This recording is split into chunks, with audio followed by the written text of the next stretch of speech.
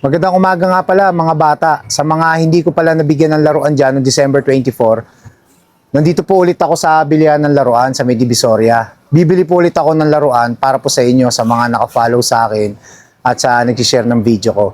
Okay? Ang bibili kong laruan na 10 batang lalaki at 10 batang babae. Sa mga lalaki, ito bibigay ko sa inyo. Ayan ha. Sa mga batang lalaki, huwag kayong magpakaputok sa bagong taon. Okay, gusto ko, tigtas kayo at maglaro lang kayo ng baril-barilan. Okay? Sa mga batang babae naman, bibigyan ko kayo ng pang-badminton. Okay? Sa mga batang babae, huwag di kayo magpakaputok ha. Sa loob lang kayo ng bahay. Maglaro lang kayo.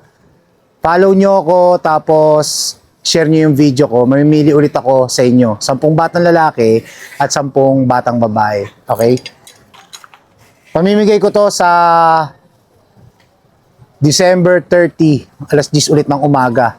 Kung hindi po sa Manila, sa Pasig ko po yung pamimigay. Okay? Magda-down muna ako dito para kukunin ko na lang to sa December 30. Okay, ma'am. Maraming salamat mga bata. Mag-iingat kayo lagi.